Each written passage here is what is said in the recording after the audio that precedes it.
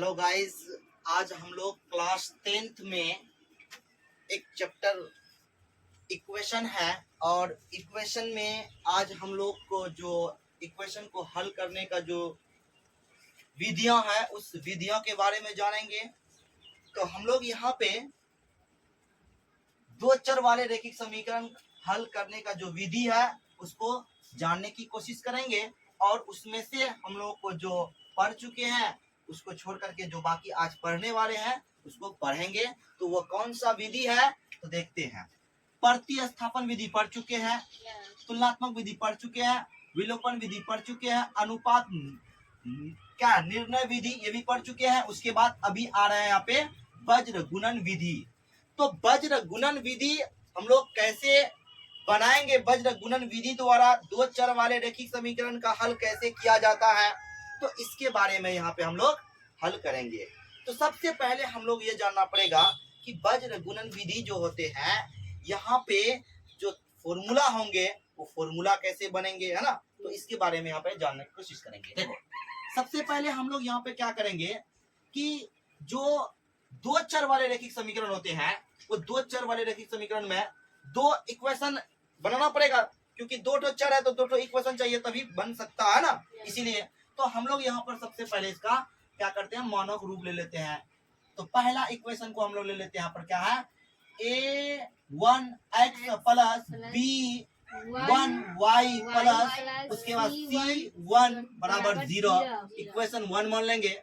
उसके बाद यहाँ पर क्या हो जाएगा a2 यहाँ पे x plus b2y plus c2 बराबर 0 इस तरह से यहाँ पे आ जाएगा। अब देखो, कहने का मतलब मेरा ये है कि पहला इक्वेशन में और दूसरा इक्वेशन में हम लोगों को यहाँ पर ए बी सी पता चल गया, यानी अब हम लोग कह सकते हैं कि वज्र गुणन विधि द्वारा जो फॉर्मूला होता है वो फॉर्मूला कैसे बनेगा। तो वज्र गुणन विधि द्वारा जो फॉर्मूला बनता है वो फॉर्मूला बनाना चाह रहे हैं। देखो कैसे बनता है फॉर्मूला। सबसे पहले हम लोग क्या करेंगे, यहाँ पर सबसे पहले हम लोग क्या करेंगे, कुछ नहीं, इधर सुनो ध्यान से। तो B उसके बाद C उसके बाद यहाँ पर A उसके बाद यहाँ पे क्या लेंगे B लेंगे, समझे। अब इसके बाद यहाँ पर हम लोग का क्या करेंगे, B उसके बाद C उसके बाद A उसके बाद B, यानी B से शुरू किए C में आए, उसके बाद फिर यहाँ पर क्या करेंगे, A से चालू करेंगे B तक आएंगे। अब इसमें ऊपर वाला में 1 लगाओ, ऊपर वाला में 1 लगाओ, ऊपर वाला में 1 लगाओ, ऊपर वाला 1 में, इसका नीचे वाला में 2, यहाँ भी 2, यहाँ भी 2, यहाँ भी 2। अब इसको क्रॉस करेंगे, क्या करेंगे, क्रॉस करेंगे। और कौन कौन लेग किसके जाएगा वो तीर का निशान दे रहा है ना, इस तरह से यहाँ पे। अब उसके बाद ये फिर इसके साथ जाएगा, फिर ये इसके साथ जाएगा, फिर ये इसके साथ जाएगा। तो अब फाइनली यहाँ पर फॉर्मूला बन रहा है। ध्यान से देखने की कोशिश करोगे, इसका ट्रिक है क्या है कि हम लोग x ले लिए।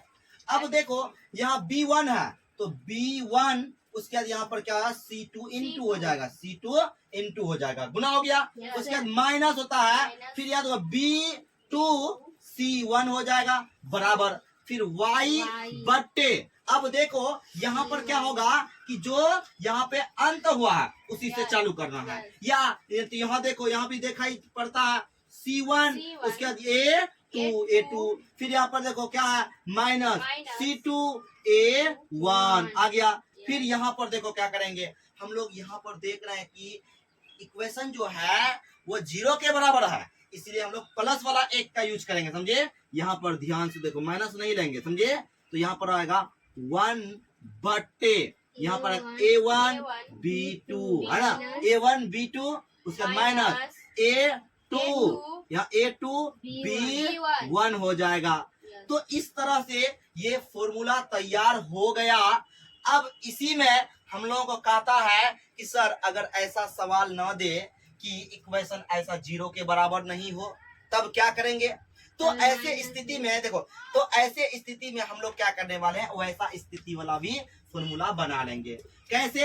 यहाँ पर देखा ऐसे a1x प्लस b1 y बराबर c1 इक्वेशन 1। तो यहाँ पर a2x प्लस b2 y बराबर c2 इक्वेशन 2। तो ऐसे स्थिति में जो फॉर्मूला बनेगा, यानी फॉर्मूला जो बनेगा वो फॉर्मूला देखो कैसे बनेगा, x बट्टे यहाँ पर हो जाएगा b1 c2 माइनस c, यहाँ पर b2 आ जाएगा, क्या जाएगा b2 c1 बराबर y बट्टे यहाँ पर हो जाएगा c1 a2 minus c2 a1 बराबर। अब देखो यहाँ पर इक्वेशन जो है यानी 0 के बराबर नहीं है, इसीलिए हम लोग क्या करें -1 का यूज करेंगे। यहाँ पर -1 नहीं लिया, 1 लिया क्योंकि इक्वेशन 0 के बराबर है, इसीलिए 1 लिया गया है। ये हम लोगों को याद रखना पड़ेगा, अच्छा समझे। तो यहाँ पर क्या आएगा a1 b2 a2 b1। तो इस तरह से यहाँ वज्र गुणन विधि द्वारा जो हम लोग इक्वेशन को हल करेंगे, तो एगो फॉर्मूला ये हो गया और एगो फॉर्मूला ये हो गया।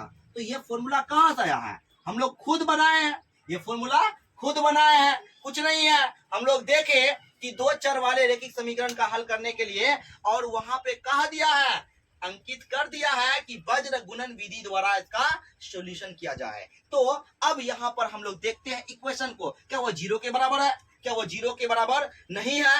तो उसी स्टेप में हम लोग काम करते हैं। तो ये 0 के बराबर है तो ये फॉर्मूला लगेगा, और अगर 0 के बराबर नहीं है तो ये फॉर्मूला लगेगा। तो ये हम लोगों पर डिपेंड है, देखेंगे और उसी हिसाब से अपना फॉर्मूला यूज करेंगे। तो अब यहाँ पे हम लोगों को जो फॉर्मूला आया x बट्टे b1 c2 minus b2 c1 बराबर y बट्टे c1 a2 minus c2 a1 बराबर 1 बट्टे a1 b2 minus a2 b1, ये आया तुम्हारा इस स्थिति में, समझे। फिर इस स्थिति में यही आएगा, लेकिन सिर्फ और सिर्फ यहाँ माइनस लग जाएगा और कुछ अंतर नहीं है। चलो, तो ये फॉर्मूला जान गए। अब हम लोगों को यहाँ पर वज्र गुणन विधि द्वारा जो इक्वेशन है, जो क्वेश्चंस है, वो क्वेश्चंस को बनाना चाहते हैं। चलो देखते हैं ये क्वेश्चन कैसे बनाया जाएगा। यहाँ पर हम लोग सॉल्यूशन करते हैं। एक क्वेश्चन है, समझे। वो क्वेश्चन क्या है, कह रहा है कि 5x प्लस यहाँ पे 8y बराबर कितना है, बराबर 9 है ना, इक्वेशन 1। उसके बाद कह रहा है यहाँ पे 2x प्लस 3y बराबर 4 इक्वेशन 2 है। चलो अब देखो, अब यहाँ पर जो सवाल है, इस सवाल को हम लोग वज्र गुणन विधि द्वारा कैसे हल करेंगे, इस वीडियो में हम लोग अच्छा तरह से यहाँ देख रहे हैं कि फॉर्मूला किस तरह से आ रहा है और इसको सॉल्यूशन कैसे करेंगे, यानी x और y का मान ज्ञात करने के लिए कहा जा रहा है। बहुत ही बेहतरीन तरीका से बना सकते हैं। क्यों? क्योंकि हम लोग यहाँ फॉर्मूला जानते हैं, तरीका जानते हैं, तो ऑलरेडी हम लोग अच्छा से बना पाएंगे। सिर्फ और सिर्फ सॉल्यूशन करना है बढ़िया से, बस। अब देखो यहाँ पे संक्रिया मजबूत होना चाहिए। तो सबसे पहले हम लोग को क्या करना पड़ेगा कि इक्वेशन 1 और इक्वेशन 2 में हम लोग यहाँ पर a1 बराबर कितना हो जाएगा 5, b1 बराबर कितना हो जाएगा 8, c1 कितना हो जाएगा 9, फिर उसी तरह से यहाँ पर a2 बराबर हो जाएगा यहाँ पर कितना 2, और b2 कितना हो जाएगा 3, और c2 बराबर कितना हो जाएगा यहाँ पर 4, समझे क्या आएगा 4। तो अब यहाँ पर वज्र गुणन विधि द्वारा जो बनाएंगे फॉर्मूला जो होता है, समझे, तो फॉर्मूला को हम लोग पहले लिखने की कोशिश करेंगे, समझे।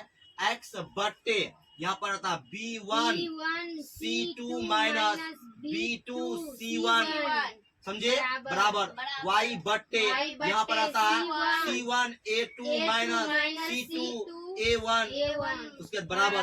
अब देखो सुन लो यहाँ पे, अब यहीं पर ध्यान देना है, इक्वेशन कैसा है, 0 के बराबर वाला स्टेप है या 0 के बराबर नहीं है। तो उस स्टेप में हम लोग यहाँ पर क्या लगाते हैं, क्योंकि आप देखते हैं कि 0 के बराबर नहीं है, तो यहाँ पर -1 बट्टे a1 b2 minus a2 b1। तो इस तरह से इसका प्रयोग कर लिया, फॉर्मूला लिख लिया। अब इसमें हम लोग क्या करेंगे, पुट करेंगे। जब पुट करेंगे तो अब वहाँ पे प्लस माइनस का हम लोग ध्यान रखेंगे, समझे।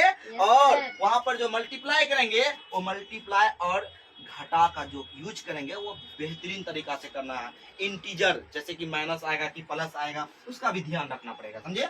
चलो अब यहाँ पर हम लोग ध्यान दे रहे हैं कि x बट्टे b1। अब देखो b1 कितना है, 8 है, तो यहाँ 8 गुना, अब यहाँ पर कितना c2 जो b1 x 8 है उसका c2 4 है, माइनस b2 कितना 3 है, गुना उसके c1 कितना है, c1 यहाँ पर 9 है, तो 9 उसके बाद बराबर y बटे c1 कितना है 9 गुना a2 कितना है, a2 4 है, a2 कितना a2 कितना है, a2 है 2 है ना, उसके बाद माइनस, उसके बाद यहाँ पर क्या है c2 कितना है 4 गुना a1 कितना है 5 बराबर -1 बाय a1 कितना 5 गुना, उसके बाद b2 कितना है, b2 है 3, उसके बाद माइनस a2 कितना है 2 गुना, अब यहाँ पर b1 कितना है 8, तो इस तरह से यहाँ पर हम लोग इसको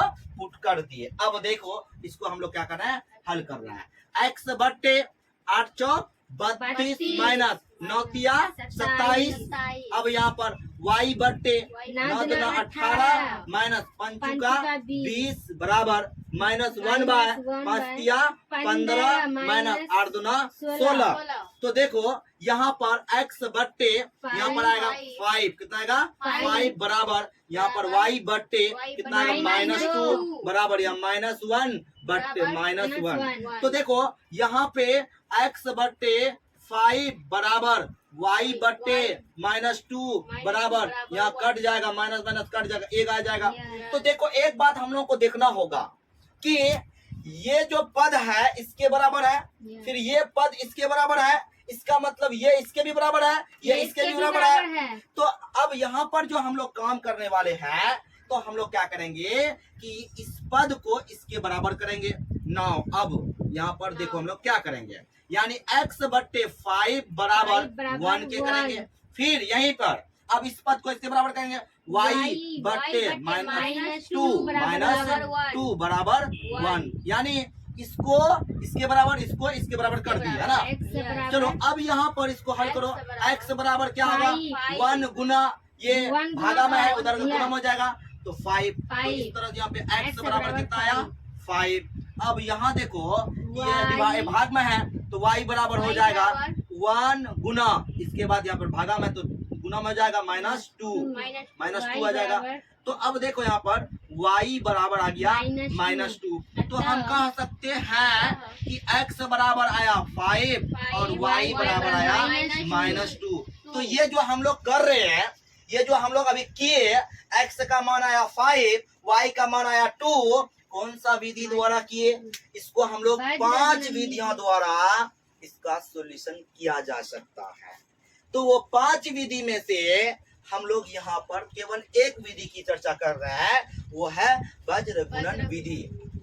और इस विधि में हम लोग कुछ नहीं करते हैं, बस इसका फॉर्मूला याद होना चाहिए।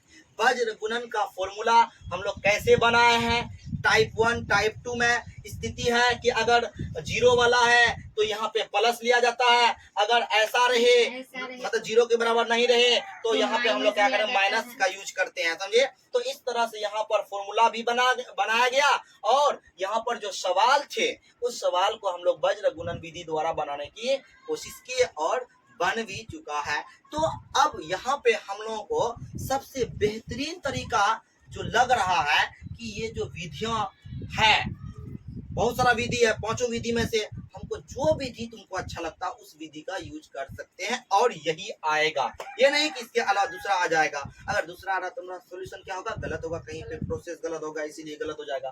तो कहने का मतलब मेरा ये है, ये विधि द्वारा अगर क्वेश्चन कहे बोर्ड में कि वज्र गुणन विधि द्वारा ही बनाना है, तो सबसे पहले इसको हम लोग क्या करेंगे, समीकरण 1 समीकरण 2, उसके बाद a b c a1 b1 c1, उसके बाद a2 b2 c2, उसका मान पहले पता कर लेंगे, उसके बाद फॉर्मूला यूज करेंगे, फॉर्मूला यूज करने के बाद इसका सॉल्यूशन करेंगे और यहाँ पे x और y ज्ञात हो जाएंगे। तो आज यहाँ पर हम लोग जो पढ़े, तो अगर आप लोगों को लगता है कि ये अच्छा है तो आप लोग इसको शेयर और कमेंट और आप